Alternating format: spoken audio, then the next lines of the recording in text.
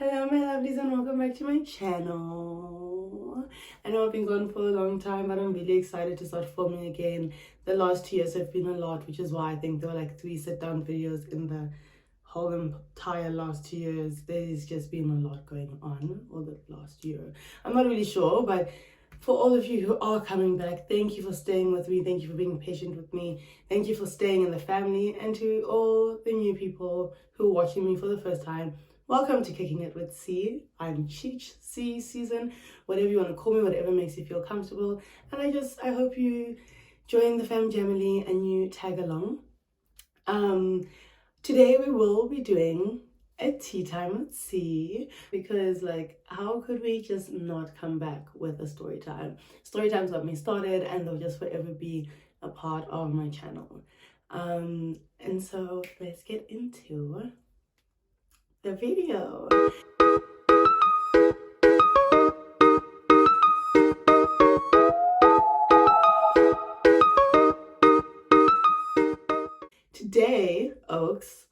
Today I'm shading myself. I never shade myself on this channel.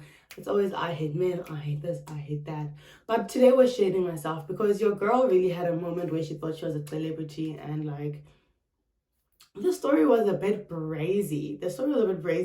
So let me paint the picture for you. Last year, end of the year, I met this guy. I was seeing this guy, nice guy, cool, fine, whatever. We'll talk about him another day. And we were doing our thing. We were very happy, we were getting along, things were great.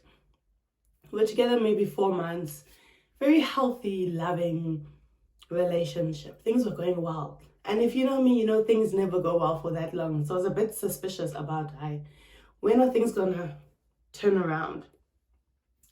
So fine, it's my last night in Stellenbosch, just finished writing exams, flying home to Joburg the next day.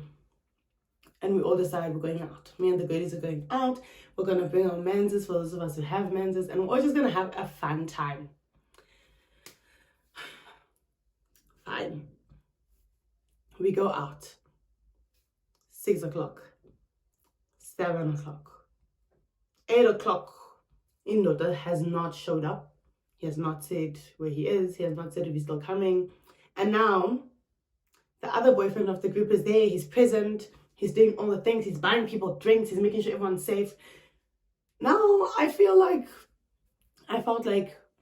we were Boo Boo and Mumu, because why were you not there? Why now am I having to say, no, he's coming? I don't like being embarrassed, actually, Oaks. That's the thing. I don't like being embarrassed, and I don't like being embarrassed by men. So if you say you're coming at 6 o'clock, and then 6, 7, 8, 9, 10, 11, 12, 13, 14, 15, 16, like, okay, it's fine.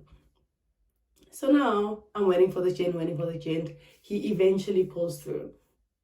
What he did not know though is he was walking into a tense situation, because we were talking about this other person who I used to be friends with prior to me meeting this guy.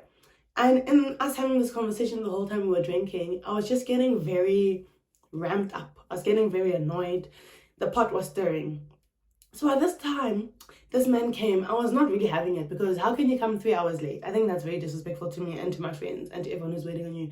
I was not really having it. And the person we had been talking about had a tendency of wasting other people's time in this life. So now, couple that with him wasting my time, it was tense. But I was like, I'm going to keep it together. We're going to have a nice time.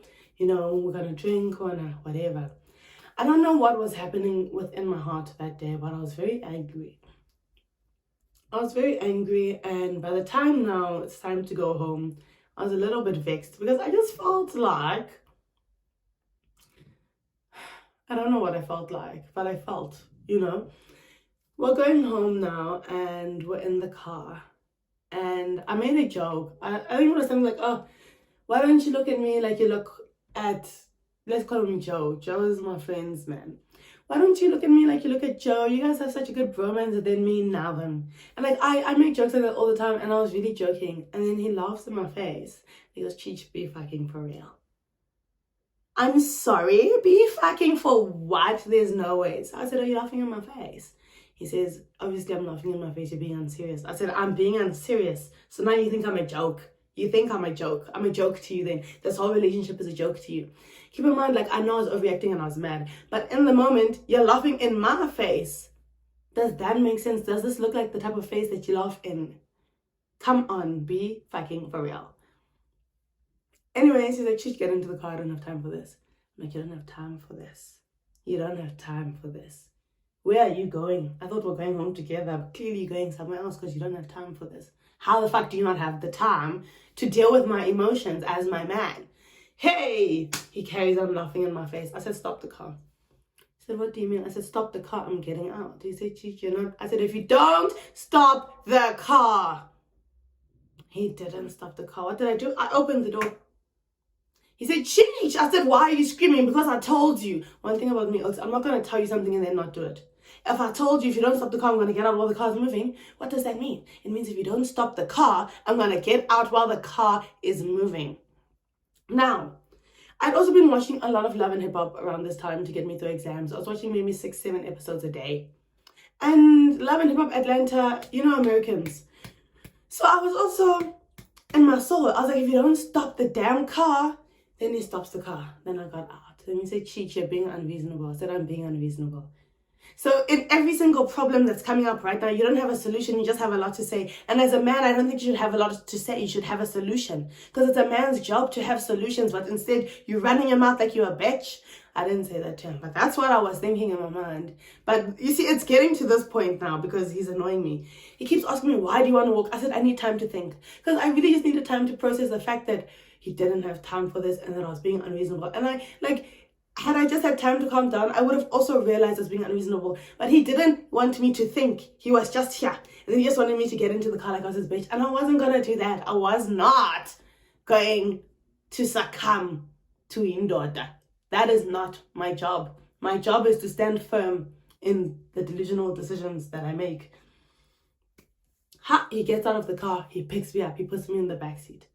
I said, you think you're so clever because you're strong. You think you're so clever because you're strong. The back door also has a handle. If you're going to move the car, I'm going to duck and roll.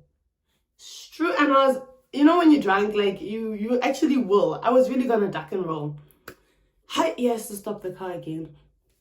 I get out. I start walking. He starts driving behind me. Step by step. He's like, Cheech, get into the car. This is ridiculous. And this man is like, he's not actually that much of a patient human being. So like, I was ready for him to drive home. Like, in my mind, he was going to leave me. And I'd made that decision and I was fine with it. He's driving behind me. My friend and her man are in the car. They were like, Cheech, get into the car. I said, don't you enter yourself into my problems. You want a free lift home, you sit in the car. You sit quietly. You don't want a free lift home, by all means get out of the car. Then they left me alone.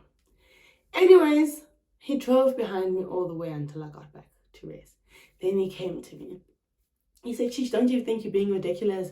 Like, this is your last night here, you really want to spend it fighting. And at that point, I did really want to spend it fighting because don't laugh in my face. Everyone knows that's triggering. So I said to him, you know what, dog? You think just because I don't have a father that you can take me for a boost? I'm not a boost. You're not going to take me for a boost just because my father doesn't talk to me, your father talks to you. I'm not that bitch. I was like, hey, boo, Cheech, what do you mean? Then I just lost my mind. I started telling him off about every single thing from the past 4 months. I was not having it. I started telling him about his bitches, the fact that he's cheated on people, A, B, C, D, E, F, G, me not being a boss. It was a very, very crazy thing. And I went inside and I went to sleep. Apparently I dumped him. I didn't know that I had dumped him by the time I went to sleep. Woke up in the morning feeling like P. Diddy. Gonna sleep, brush my teeth. Anyway, woke up in the morning and things were shaking. I was like, what have I done? I'm flying out in maybe 5 hours. Me and this man. Hey. So my friend took me to his place. Luckily, the gate was open. I went in. I started knocking on the door. His flatbed opens for me. Okay, grand. I get inside to his room. He had nothing to say. And like, I get that he had nothing to say, and I respect the fact that he might have not had anything to say, but how can you have nothing to say? You have nothing to say? How do you have nothing to say? Anyways, it was very awkward, and I was apologizing, and you guys know I hate apologizing to men, but I liked him. In fact, I loved him. And I said, let me apologize. You know, this is my man. Should I have been apologizing? No, because did he cheat on me 3 weeks later? Yes. Yes, he did. But did I know he was going to cheat? No. Did he know he was going to cheat? Who knows? And the reason I'm bringing this up is because do you see why you don't apologize to men? Because they're going to go and do you dirty anyway. So why, if they're going to razzle dazzle, you know, like I decided to dazzle prematurely. It's as if my heart knew he was going to go back home for December and do all sorts of fucked up shits. So my heart told me, show him something. Was it worth it? No. Do I think me acting like I was in Love and Hip Hop made him cheat? No. No. No. Surely not. That would be a bit pathetic. No. Anyways, my point is of this whole thing is that yes, I thought I was in Love and Hip Hop and I razzled and he dazzled, but I don't think it was that bad. And my thing is to men, like, surely you know women are dramatic. Like, I'm not here to be your piece. I'm not here to be your piece. I'm here to be your headache and then to give you the Panado to quell your headache, you know? Resourceful. I know, I sound crazy. But no, guys, really, I had a lot going on that time. But the point of the story time was just to show sometimes it's you. It can't always be the other person. Sometimes it's you. Was it me though? No. It was my intuition telling me he was going to cheat on me 3 weeks later.